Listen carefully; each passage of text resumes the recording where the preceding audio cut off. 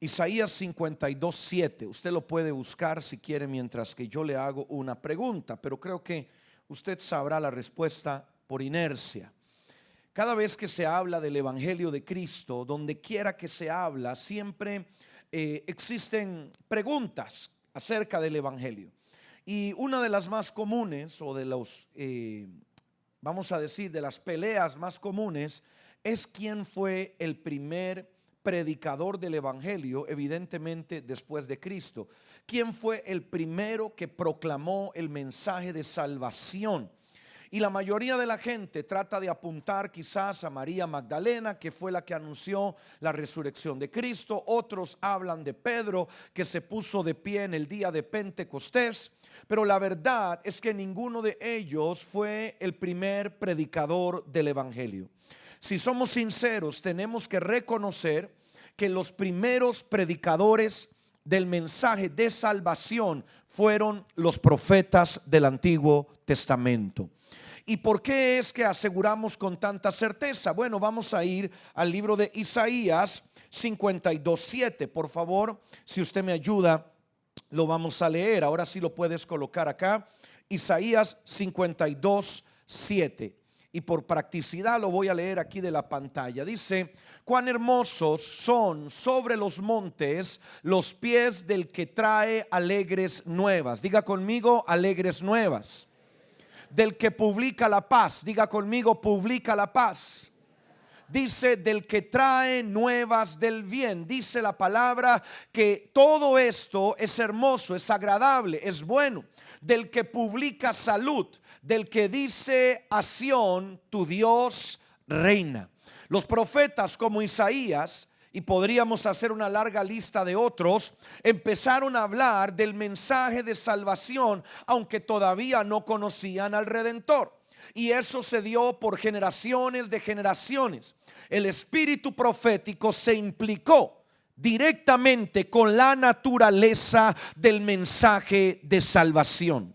Aun cuando nosotros decimos que el mensaje de salvación es un mensaje de naturaleza profética, entendemos que es un mensaje que me habla de lo porvenir, me habla de lo que Dios hará conmigo un día que yo parta de esta tierra y vaya a su presencia. El mensaje de salvación es el mensaje más elevado, más sublime, profético que una persona puede llegar a escuchar. El problema es que la mayoría de la iglesia, cuando se usa el vocablo profético, no tiene la menor idea de cómo se come. No sabe qué significa, qué trasfondo tiene. Y esta mañana quiero llevarte un poco a entender esa verdad para que puedas comprender que es imposible predicar el evangelio de Cristo sin el espíritu profético. Predicar el evangelio de Cristo sin el espíritu profético lo puede volver con mucha facilidad un mensaje religioso, un mensaje legalista, un mensaje carente de vida. Y si no te cuidas, el mensaje de salvación sin esencia profética puede quedar desactualizado. ¿Es eso posible? Sí. Déjame explicarte el por qué. El mensaje de Cristo tiene poder. ¿Cuántos dicen amén a eso? Pero ¿qué pasa cuando el evangelio que se predica no tiene poder? Cuando se habla del evangelio de Cristo, Él nos dice, nos promete que serían los enfermos sanados. ¿Cuántos dicen amén a eso? Pero ¿qué pasa cuando yo predico el evangelio y no hay poder y no se sanan los enfermos? También se nos dice que los demonios serían echados fuera.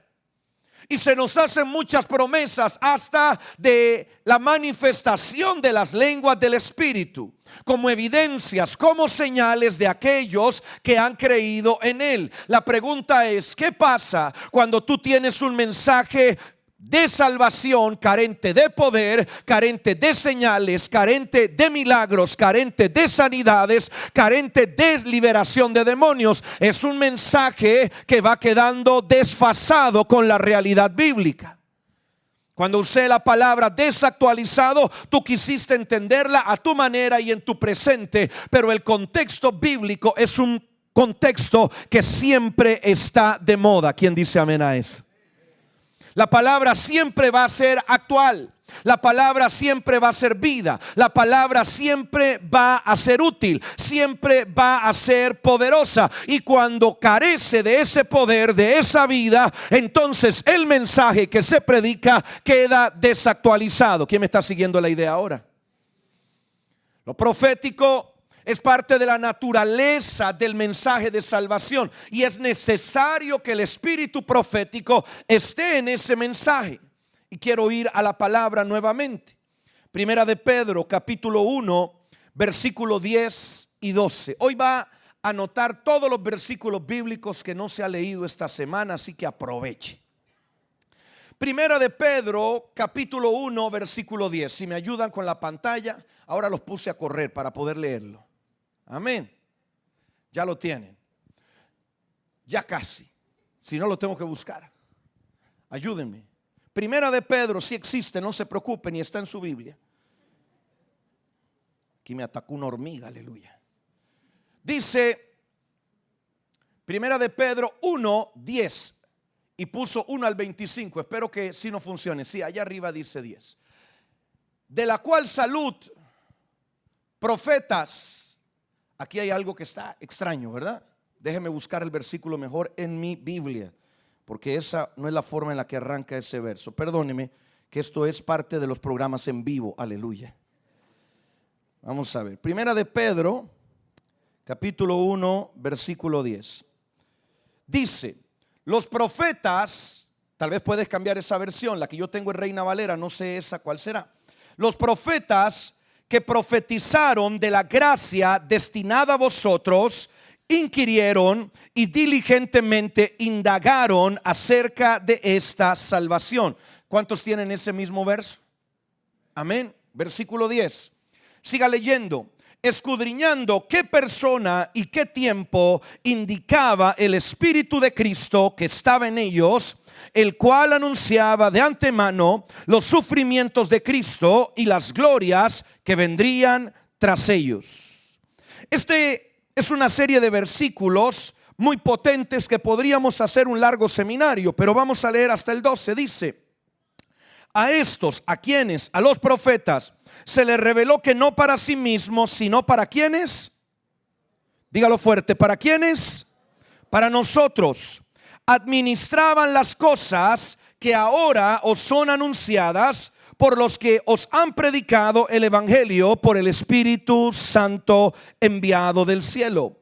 Cosas, subraya eso último, en las cuales anhelan mirar los ángeles. Lo primero que me interesa aquí es retomar la idea de que el mensaje de salvación, el mensaje de Cristo, es un mensaje profético. Porque los primeros que lo anunciaron, los primeros que nos advirtieron del Mesías fueron profetas.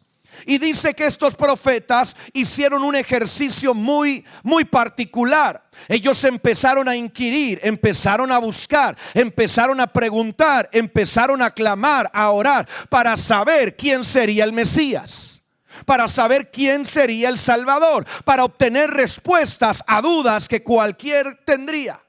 Si hoy yo le preguntara a los hondureños quién será la próxima estrella de la selección de Honduras, posiblemente muchos me van a dar toda clase de respuestas, que fulano, que mengano, y habrán otros que me dirán, no está jugando en la selección primaria, está jugando en las inferiores, en la tercera división. Y entonces si alguien llega y me dice, bueno, va a ser fulano, yo le preguntaría, ¿y cómo es esa persona? ¿Cómo es ese jugador? ¿Cuáles son sus características físicas para encontrarlo, para contratarlo, para llevármelo a Europa? Y posiblemente usted me dirá, bueno, es una persona de raza negra o de raza mixta o de raza indígena, tiene los ojos de este color, tiene el pelo largo. Y entonces yo empezaría a tratar de buscar entre la multitud de hondureños quién es esa persona que va a ser la próxima estrella de la selección de fútbol.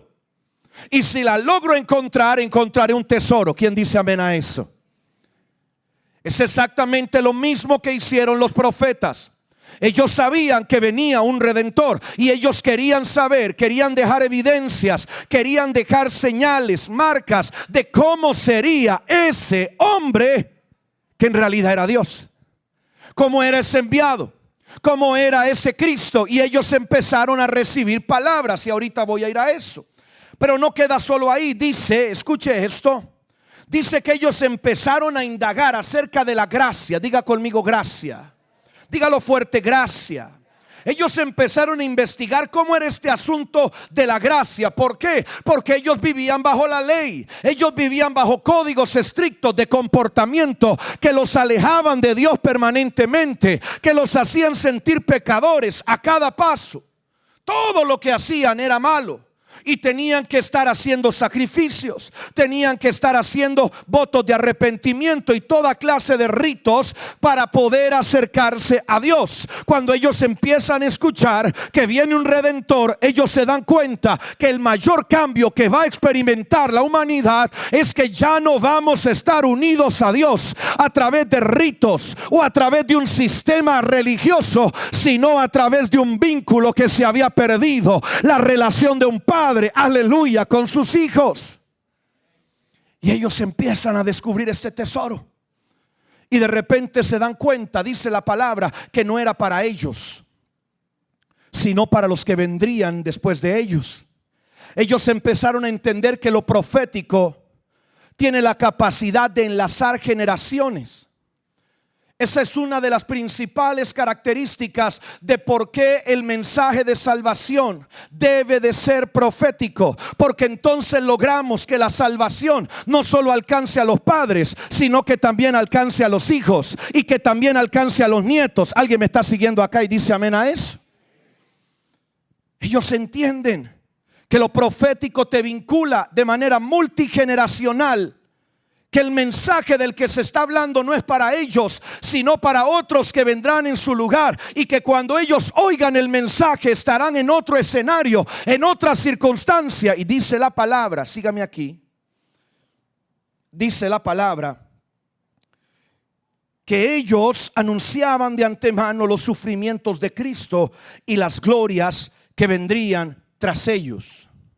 ¿Quiénes son esas glorias? ¿Cuáles son esas glorias? Vuelva a ver al que está a su lado y dígale: te presento a gloria. Aleluya.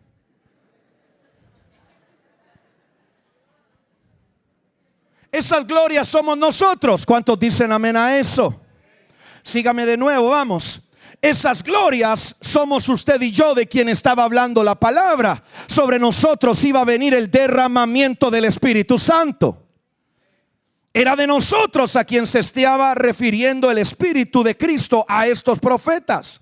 Pero lo más interesante está en el versículo 12. Cuando todo esto está ocurriendo, cuando todo esto está pasando, dice que a estos se les reveló que no para sí mismos, sino para nosotros, administraban las cosas. Diga conmigo: administrar.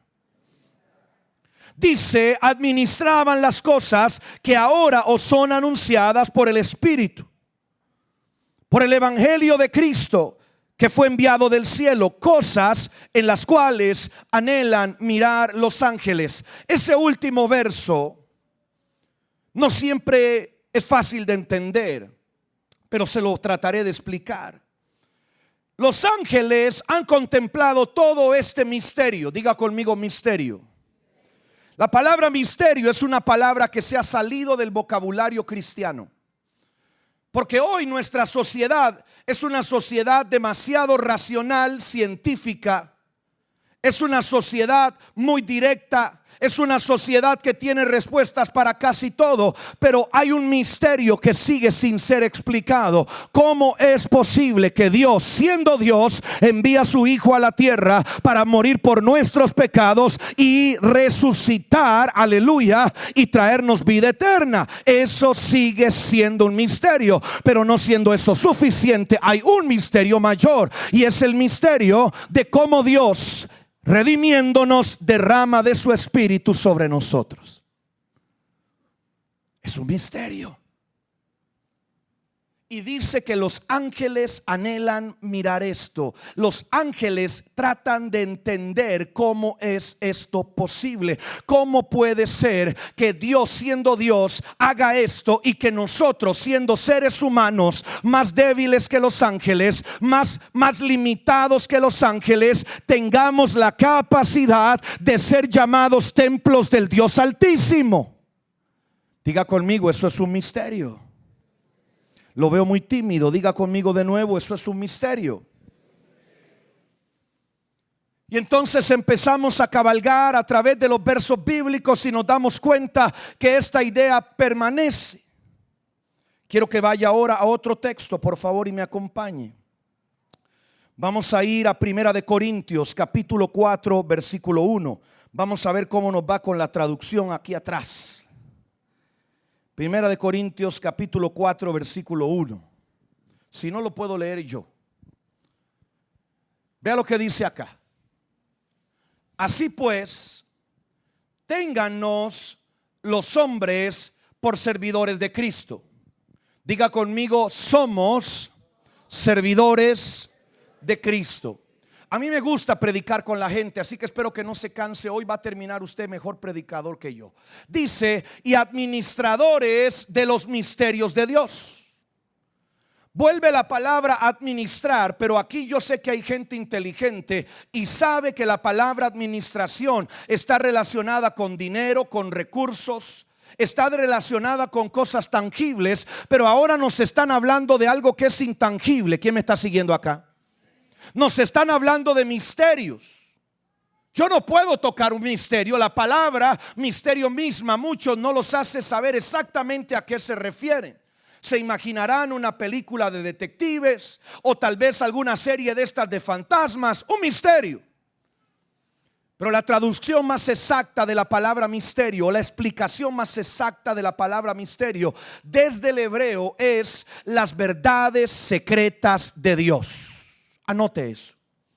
La palabra misterio es sinónimo de una verdad secreta de Dios. Lo que quiere decir es algo que Dios ya estableció, pero que todavía el mundo no conoce.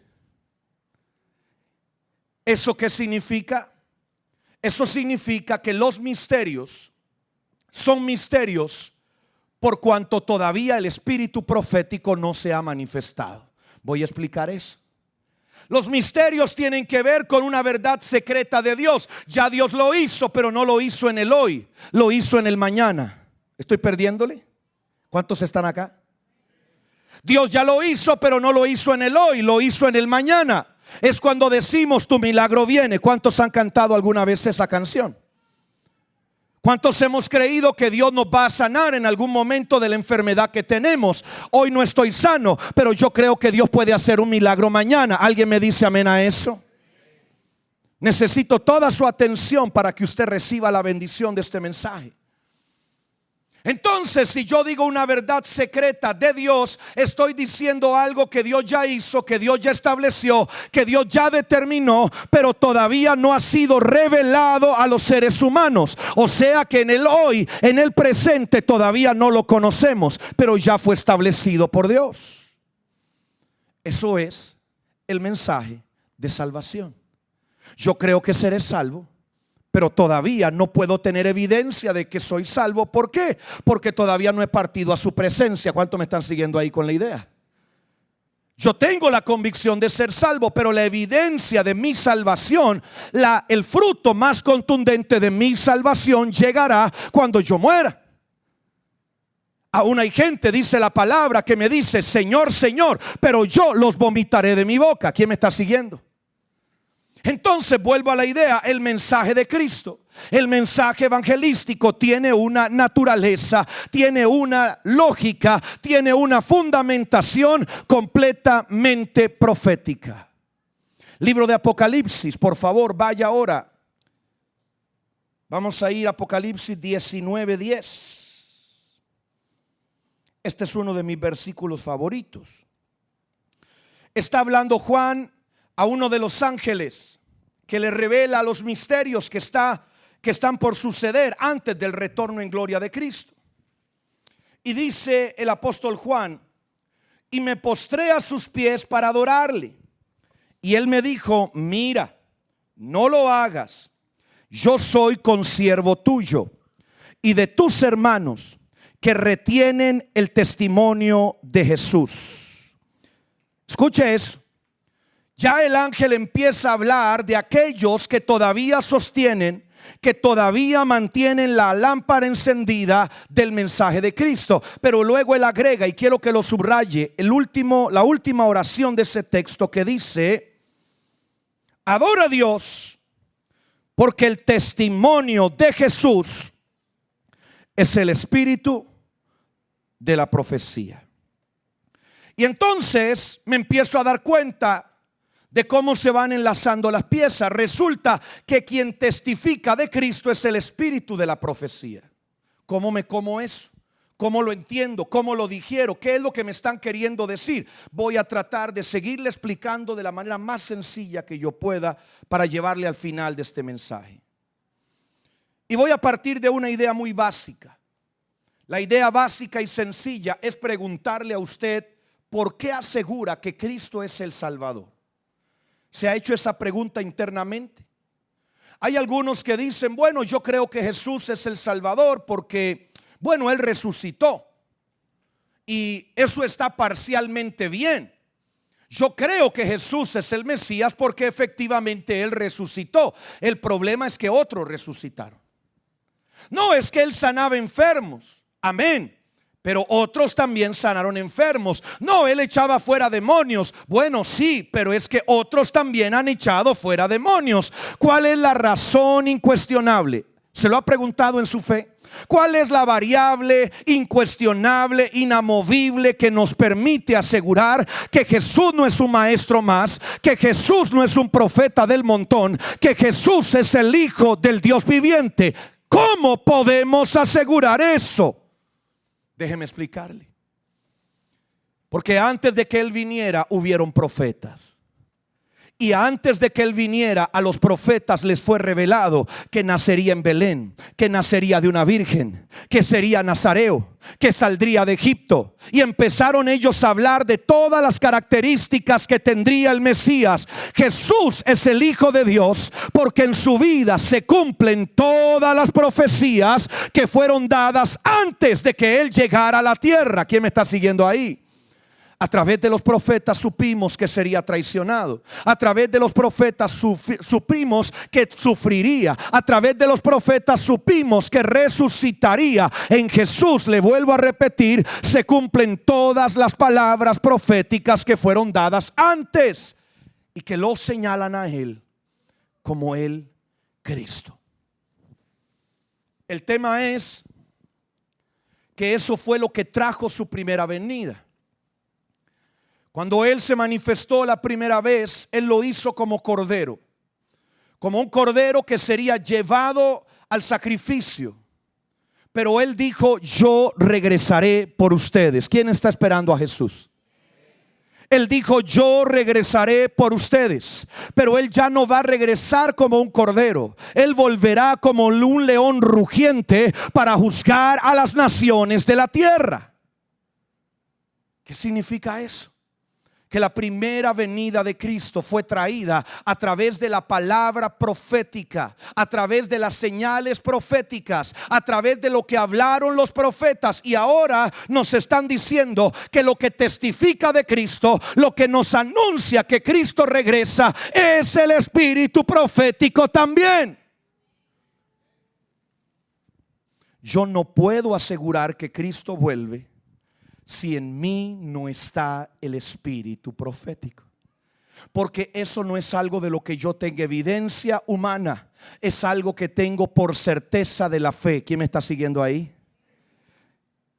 Entonces, el apóstol Juan nos revela que el ángel le dice: el testimonio de Jesús, lo que nos permite seguir teniendo certeza. Vea qué tremendo es esto. Esto es muy poderoso y usted necesita entrar en esta dimensión, y esta casa va a entrar en esa dimensión de certeza profética, porque el evangelio que va a ser predicado a partir, aleluya, de la próxima temporada desde esta casa va a ser un evangelio que va a traer tal conmoción a toda la nación que multitudes vendrán a los pies de Cristo. ¿Alguien dice amén a eso? Aplauda con un poco más de fuerza, porque es para el Rey de Gloria. Entonces, vuelvo a repetirte, Lo que nos mantiene con la vigencia, con la claridad, con la certeza, no es la tradición. Usted puede repetir como lora: Cristo viene, Cristo viene, Cristo viene. ¿Sabe qué le va a pasar? Lo que a una generación atrás le sucedió. Gritaron tanto Cristo viene con religiosidad que dijeron: dejémosle las deudas al diablo. Que dijeron: no estudiemos porque Cristo ya viene.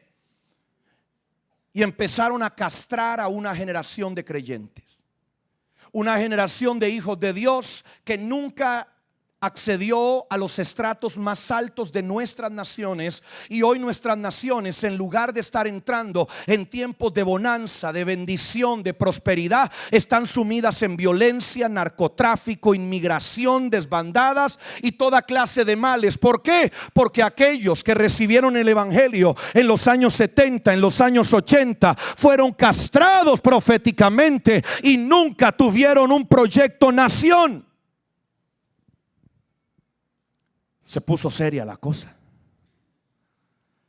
La buena noticia es que esta sí es una generación profética en Honduras. Aleluya.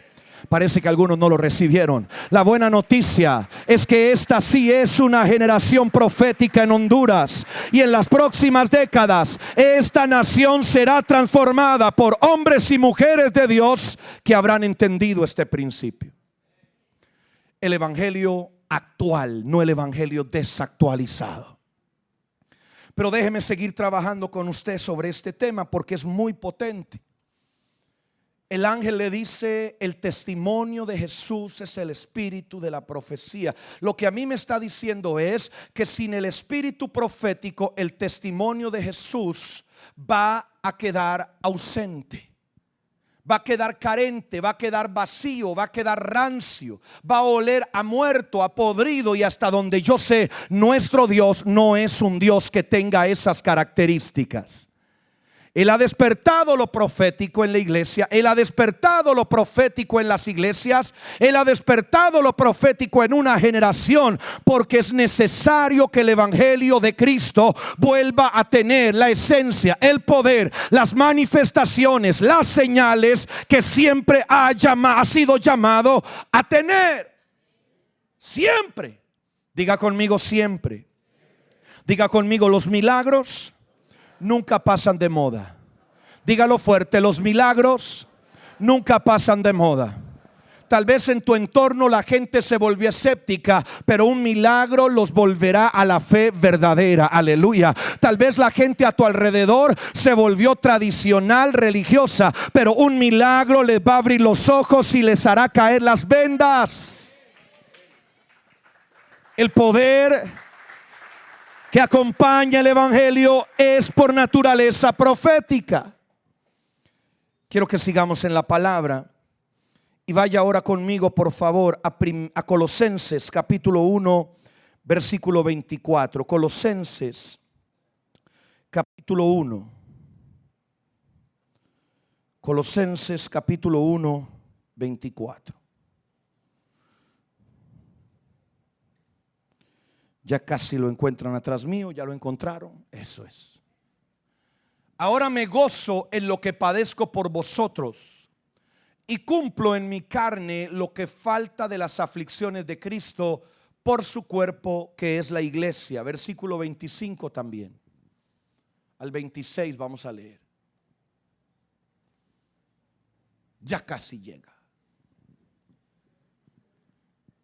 Ya. Si no lo leo yo. Vamos a ver. 25, ya llegó. De la cual fui hecho ministro según la administración de Dios. Vuelve a aparecer la palabra administración. Se lo voy a dejar para su próximo mensaje.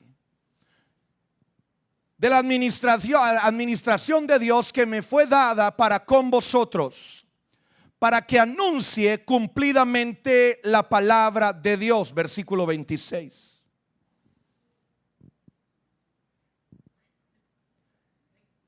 El misterio que había estado oculto desde los siglos y edades, pero que ahora ha sido manifestado a sus santos.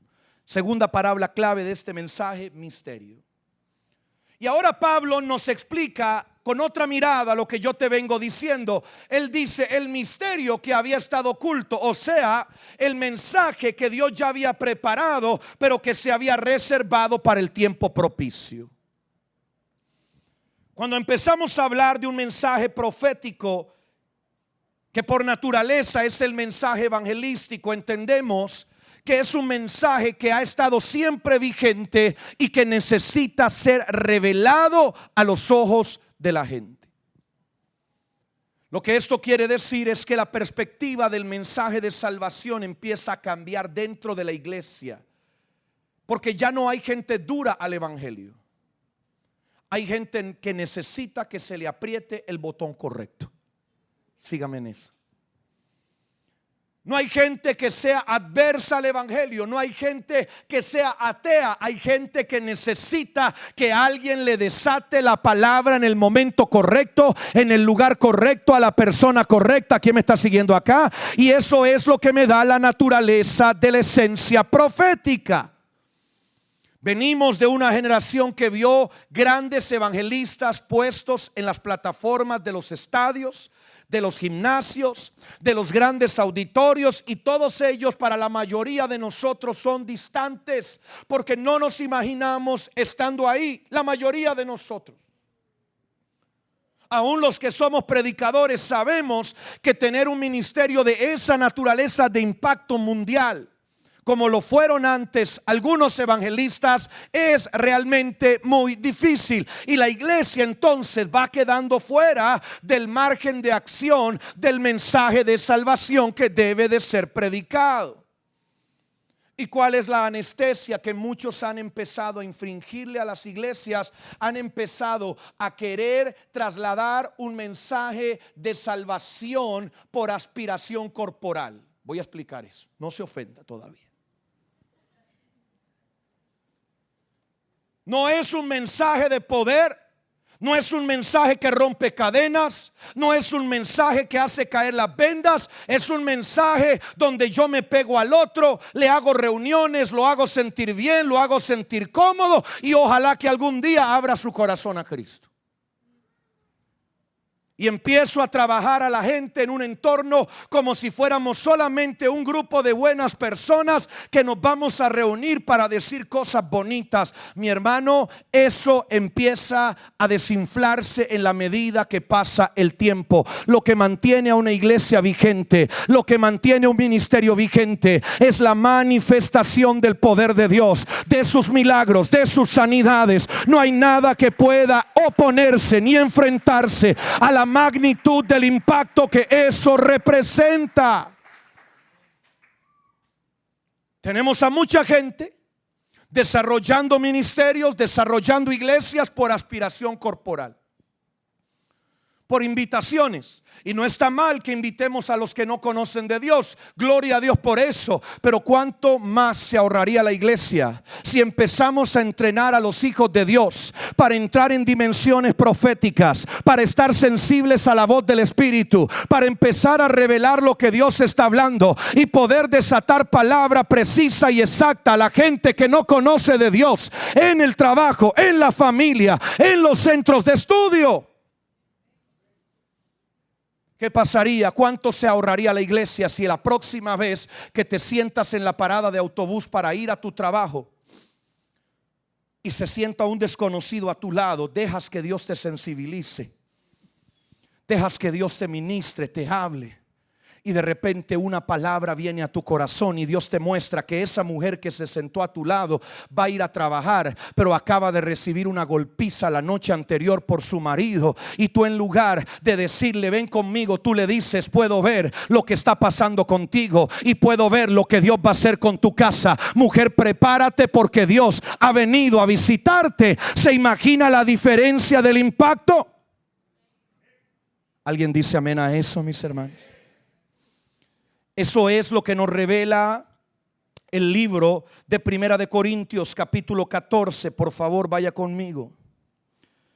Primera de Corintios, capítulo 14, lo vamos a leer. Es un libro increíble, Corintios, pero particularmente el libro 14. Es un libro muy profundo.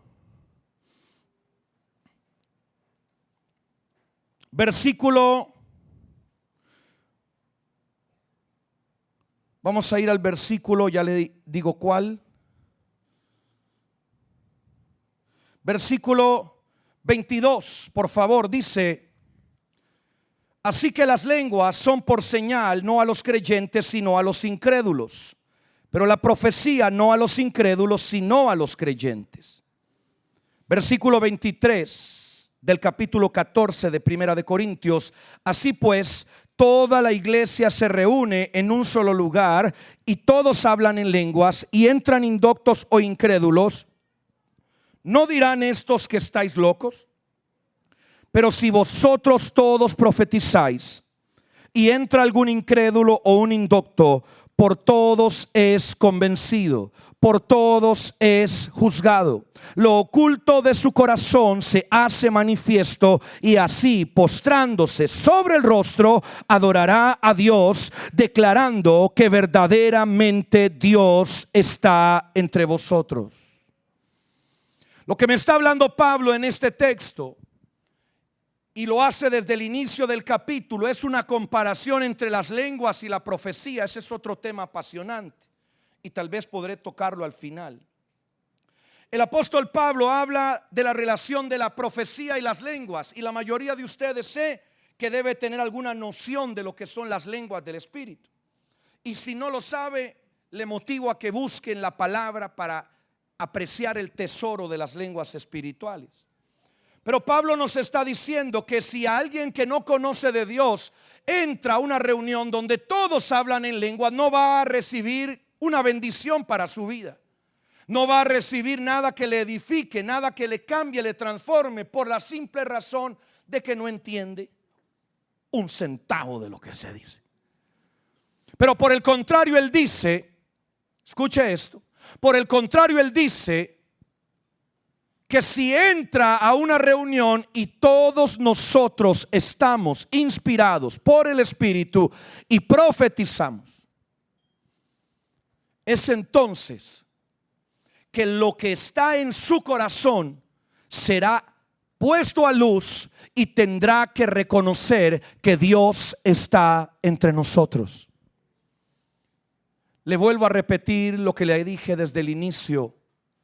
Lo profético es parte esencial, es parte necesaria del mensaje de salvación, de la predicación del evangelio, porque sin lo profético el mensaje se va a ir diluyendo, el poder va a ir desapareciendo, los milagros van a dejar de estar y vamos a empezar a creer que ya no están pasando milagros. Vamos a empezar a creer que Dios ya no está trayendo libertad a la gente, y vamos a empezar a desarrollar mensajes racionales, mensajes psicológicos, mensajes de buenos modales, motivaciones emocionales para la gente, cuando el evangelio, aleluya, es la manifestación del reino de los cielos sobre la tierra.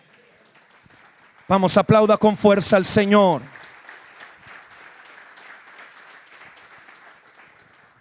Ahora quiero que vaya por favor al libro de Marcos, capítulo 16, versículo 17, por favor. Quien me está ayudando ahí ya lo va a encontrar. Marcos 16, 17, prácticamente el final de ese evangelio.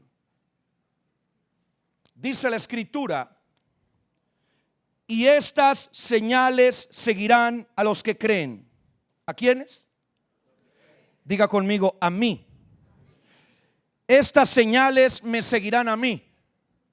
¿Quién se emociona y dice eso? A ver, diga conmigo: estas señales me seguirán a mí.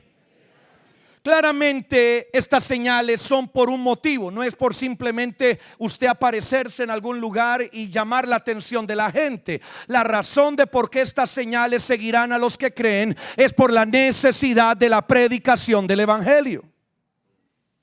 Y dice: estas señales seguirán a los que creen. Y yo soy muy sincero con Dios, ¿sabe? Cuando algo a mí no me cuadra en la Biblia, yo le digo: Señor, no entiendo. No logro unir las piezas, no me llegan los cables. ¿Qué es lo que pasa acá? Y aquí hay algo que a mí no me llega. Ya vamos a ir ahí. Dice, y estas señales seguirán a los que creen. En mi nombre echarán fuera demonios. Yo digo, bueno, eso está bonito. Porque si yo voy a predicar el evangelio y se me aparece un endemoniado, nada mejor que echarlo fuera el demonio. Porque nadie quiere que predique el evangelio y que lo agarre a pescozones un demonio. Pero luego dice, hablarán nuevas lenguas. Y yo acabo de venir de Pablo de decirme que las lenguas no son para los incrédulos. Aquí hay algo que no me cuadró cuando yo lo leí. Y sigue diciendo, tomarán en las manos serpientes y si bebieren cosa mortífera no les hará daño. Yo dije, eso también está espectacular. Porque yo me imagino en los días de la persecución de los creyentes, cuánta gente quería matar a los cristianos a través de toda clase de trampas, de engaños, y que ellos pudieran tener este tipo de señales era una evidencia clara y contundente del respaldo de Dios. Y luego cierra diciendo, sobre los enfermos pondrán sus manos y sanarán. Lo que me deja otra evidencia clara de que esto tiene que ver con la capacidad de los creyentes para poder llevar un mensaje de salvación que evidencie el poder del reino de los cielos. Pero las lenguas a mí no me encajan por ninguna parte. ¿Por qué las lenguas? ¿Qué tienen que ver las lenguas con esto? Si el inconverso no me va a entender, ¿para qué sirven en esta ecuación? Y es entonces que vuelvo a ir a Primera de Corintios. Vaya conmigo de vuelta. Primera de Corintios, ya voy cerrando esta parte. Capítulo 14, pero ahora vamos a leer de los primeros versos, que yo sé que usted ya los había leído antes. Vea qué tremendo lo que dice. Seguid el amor y procurad los dones espirituales, pero sobre todo que, ¿quién lo tiene ahí? Vamos, mi hermano, con valor. Si usted no tiene Biblia en su mano, por el amor de Cristo, abra su teléfono y búsquelo en internet. Ayúdeme a decirlo con fuerza. Diga conmigo, seguid el amor y procurad los dones espirituales, pero sobre todo que, muy bien, ya está conectado conmigo. Haga los dos deditos así. Haga los dos deditos así, póngamelos, muéstremelos. Ahora enchúfese, vamos. A ver. Ahora Pablo me está diciendo, quiero que me siga, que debo tener todos los dones, pero sobre todo que debo profetizar. Aquí ya me desencajó la ecuación, porque yo creía que todos los dones eran del Espíritu y que por lo tanto todos eran igual de buenos. Pero ahora Pablo me dice que no es así, que todos son buenos, pero que aún el mayor o el mejor de todos es que profeticemos. Y entonces yo empiezo a preguntar nuevamente con toda sinceridad, Señor, ¿por qué Pablo me dice que dentro de todos los dones yo debo profetizar? Y es entonces que empiezan a venir a mi mente pensamientos. De todas las cosas que yo le he explicado, le he reiterado que lo profético tiene que ver con lo porvenir, con el futuro, con el proyecto de Dios para nuestra vida. Y es entonces que Dios habla a mi corazón y me dice, cuando yo salvo a alguien, yo no uso su pasado. Yo lo que hago con su pasado es echarlo afuera.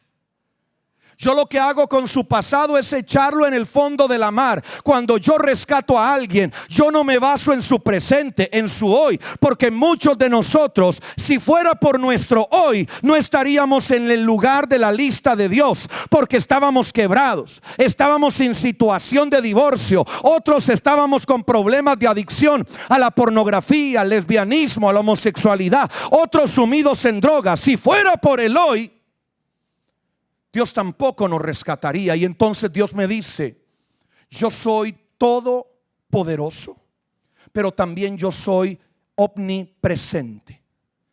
¿Qué significa que Dios es omnipresente? Que Dios está en todo lugar, en todo tiempo. Diga conmigo, Dios está en todo lugar, en todo tiempo. Entonces cuando Dios lo ponen a ver una película, Él ya conoce el final de la película. Cuando Dios te rescató a ti, no te rescató por tu pasado, Porque en tu pasado habían maldiciones, en tu pasado habían enfermedades, en tu pasado había una familia que no amaba a Dios, en tu pasado habían brujerías, en tu pasado había pecado. Tampoco te rescató por tu presente, porque tu presente era igual de malo que tu pasado. Cuando Dios te salva, cuando Dios te rescata, es por el futuro glorioso que te está esperando a ti y a toda tu casa por causa del mensaje de salvación. Vamos, aplauda con fuerza para el Señor, mi hermano. Este es un tema que a mí me apasiona. Y empiezo a entender por qué debo entonces profetizar. Y Dios me dice, quien profetiza se vuelve intocable para Satanás. Apunte eso. Quien profetiza se vuelve inalcanzable para Satanás. Y entonces digo, Señor, ¿eso qué significa? Significa que tú puedes estar en una cama de hospital a punto de irte a mi presencia. Puedes estarte ya viejo, acabado y diciendo, Señor, ya no tengo nada que hacer acá. Pero si tú abres tu boca, como lo hizo José en el último capítulo de Génesis, y le dices a tus generaciones que un día ciertamente Dios los visitará, aleluya. Si tú abres tu boca y profetizas, si tú abres tu boca y proclamas mi palabra y mi promesa sobre tus generaciones, todo lo que yo anuncié sobre ti, que no se haya cumplido sobre ti, alcanzará a tus hijos, alcanzará a tus nietos, y yo me encargaré de visitar a cada uno de tu casa. Diga conmigo, cuando profetizo. Dígalo fuerte, cuando profetizo me vuelvo inalcanzable. Dígale al que está a su lado, soy inalcanzable cuando entro en las aguas proféticas. Pero esto se complica más, versículo 2, porque el que habla en lenguas no habla a los hombres sino a Dios, pues nadie le entiende. Aunque el Espíritu habla misterios, de nuevo la palabra misterio metida en este asunto. Pero el que profetiza habla a los hombres para edificación, exhortación y consolación. El que habla en lengua extraña a sí mismo se edifica, pero el que profetiza edifica a la iglesia. Pero esta parte se pone mejor. 5. Así que quisiera que todos vosotros hablarais en lenguas. Hablar en lenguas es una señal de aquellos que siguen a Jesús y han creído en Él. ¿Quién dice amén? Pablo me dice, esa señal está espectacular. A mí me gusta mucho. Vea qué específico es Pablo en traer las lenguas. Él pudo haber usado cualquier otro don, pero él trae las lenguas. ¿Por qué? Porque era el don que había sido señalado como una de las marcas, de las evidencias de quienes creen en Cristo. Y dice, vuelvo a repetir, quisiera que todos vosotros hablaseis en lenguas, pero más aún que profeticéis. O sea, Pablo era incomodito para predicar. Le gustaba agarrar la palabra y utilizarla no como una espada solamente, sino como un cuchillo quirúrgico, y empezar a extirpar el cáncer que estaba habitando en la iglesia de aquella época. No hablamos de una iglesia antigua, no hablamos de una iglesia pasada por siglos. Era una iglesia prácticamente recién fundada, y Pablo agarra el bisturí y él empieza a rebuscar dónde se está metiendo el cáncer de la religiosidad, de la tradición, que le hace creer a todo este montón de gente que el hablar en lenguas al final es el fin. Él les dice, está bien que hablen en lenguas, pero sobre todo que profeticen. Sigamos leyendo a qué se refiere. Dice, pero más aún que profeticéis, porque mayor, como si no hubiéramos entendido el mensaje, porque mayor es el que profetiza. Wow, que el que habla en lenguas. Me lo está diciendo clara y contundentemente. Ya no se fue por las ramas. Mayor es el que profetiza que el que habla en lenguas. ¿Qué es lo que me quiere decir con esto Pablo? Si Jesús me dijo que los que creemos en Él vamos a hablar en lenguas. Aquí hay un hilo que yo quiero perseguir con usted, y sé que si usted llega al final conmigo se va a ir millonario esta mañana para su casa. Dice, porque mayor es el que profetiza que el que habla en lenguas, a no ser, diga conmigo, a no ser, no, por favor, dígalo fuerte, diga conmigo, a no ser Eso implica que hay algo que equipara una cosa con otra. A no ser que mayor es el que profetiza que el que habla en lenguas, a no ser que las lenguas sean interpretadas. Esto es una ecuación espiritual, se la voy a explicar. Pablo lo que nos está diciendo es algo que se ha revelado por toda la palabra una y otra vez. Pablo dice, las lenguas más interpretación es igual que profecía. Él dice que las lenguas son más, que la profecía es más que las lenguas, pero lo que equipara a las lenguas con la profecía es la interpretación. Ya le voy a explicar a dónde le quiero llevar. Espero que nadie esté perdido hasta este punto. Si no, usted pide el mensaje y lo ve 50 veces más. Sé que algunos van a agradecer eso. Pero déjeme pasar por acá de nuevo. Hay una ecuación donde se equiparan las lenguas con la profecía y él habla de interpretación. ¿Cuál es la relevancia de la interpretación? Ya voy a volver acá. Pero ¿cuál es la relevancia de la interpretación? Y es cuando a alguno de los discípulos se le ocurrió preguntarle a Jesús, ¿por qué tú hablas en parábolas? ¿Sabe lo que es una parábola? Es como una metáfora. Jesús le hablaba a la gente con semillas, con tierra, con cizaña, les hablaba de todo tipo de cosas y a ellos les parecía maravilloso. Jesús era un agrónomo, pero espectacular. Pero ellos no entendían nada. Luego los discípulos le decían a Jesús, ¿qué quisiste decir? Y Jesús les explicaba con cuidado qué era lo que significaba la cizaña, la tierra, la semilla, el sembrador. Y entonces alguno de ellos le preguntó a Jesús, ¿por qué tú haces esto? No sé si puede venir el pianista o la pianista que me va a ayudar. ¿Por qué tú haces esto? Parece un juego, loco. Parece como un juego de escondidas donde tú no me quieres dar a entender todo, aunque yo estoy oyendo. Yo no logro comprenderlo todo y pareciera que es parte de ese misterio, de esa cosa rara, de tu lenguaje, de tu comunicación. Y entonces Jesús les contesta a sus discípulos. Esto fue profetizado. A los que están afuera les llega el mensaje, pero su corazón se ha engrosado. Y ellos oyen pero no entienden. Ellos escuchan pero no comprenden. Pero a ustedes que son verdaderamente mis discípulos, a ustedes les he dado la capacidad de entender los misterios del reino de los cielos. Entonces Jesús hace un partir de aguas entre unos que dicen servir a Dios, amar a Dios, pero no entienden qué es la esencia y la sustancia del mensaje del evangelio, y otros que tienen sus ojos abiertos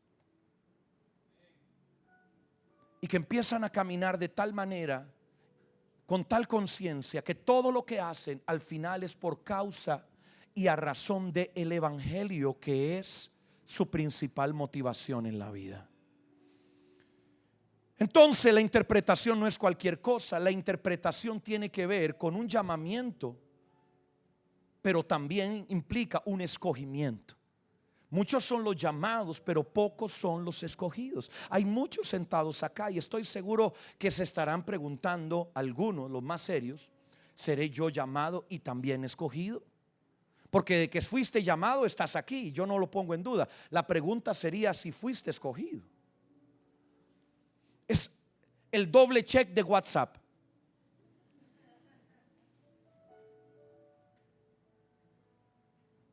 Y en ese proceso entonces entendemos que la interpretación implica muchas cosas. Implica intimidad, implica presencia, implica sacrificio, implica entrega, implica constancia, implica rendirse delante de Dios, porque Él no le va a abrir sus tesoros a cualquiera. Él no se los va a entregar a cualquiera. Y entonces ahora yo vuelvo a traer el mensaje de las lenguas, que era una señal para los que creen. Pero me doy cuenta con la ecuación que les acabo de explicar, que cuando lo profético no está presente, Dios nos da un recurso primario. Es la llenura del Espíritu reflejada a través de las lenguas. Y cuando ese recurso primario, cuando esa materia prima empieza a manifestarse en la iglesia, la siguiente fase es entender lo que estamos hablando en el Espíritu. Es la interpretación, es la evidencia de la intimidad, de la comunión. Ya no solo es el carisma, el frenesí, la locura de que yo muevo las manos, sacudo, o de que caigo para atrás o pongo los ojos en blanco. Ya eso no es de lo que estoy hablando. Te estoy hablando de otra fase distinta. Entonces, cuando Cristo nos dice que las señales que van a seguir a los que creen tiene que ver con las lenguas, no nos está hablando de algo ajeno o raro. Nos está hablando de la necesidad de que todo aquel que porte la esencia del llamado debe cargar también con la sustancia profética.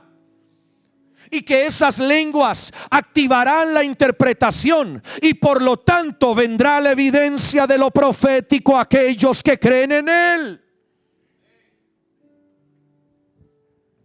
Sé que quizás para muchos en esta mañana decir la palabra profético sea demasiado lejos para su vocabulario, demasiado exótico para mí, demasiado raro.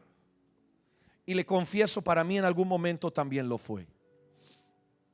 Pero cuando tú empiezas a entender estos principios y entiendes que la naturaleza del ser creyente es ser profético, tú ya no desvinculas una cosa de la otra. Y aunque a alguno le moleste o le incomode, tú sigues siendo fiel a tu naturaleza profética.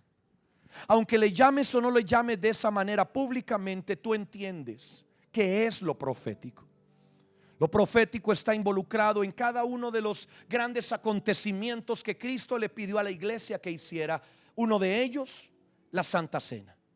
Cuando partimos el pan y tomamos el vino, lo que hacemos es profetizar que así como Él murió, resucitó, Él también volverá por nosotros. Cuando vamos al bautismo en aguas, también es un acto profético. Porque si usted cree que lo metemos en el agua porque huele muy hediondo, no, mi hermano, no es por eso. Es porque hay un acto profético que está diciendo que eres una nueva criatura al emerger de las aguas y que tus pecados son echados en el fondo de la mar. Es por eso también que Jesús nos dijo: laven los pies de sus discípulos. Yo lo voy a hacer como una evidencia, como una señal que mayor es en este reino el que sirve a los demás. El diezmo es lo mismo. El diezmo no es solamente para dar gracias a Dios. El diezmo es un acto profético donde yo proclamo que así como recibí este mes, volveré a recibir el próximo mes de parte de Dios. ¿Cuántos dicen amén a eso?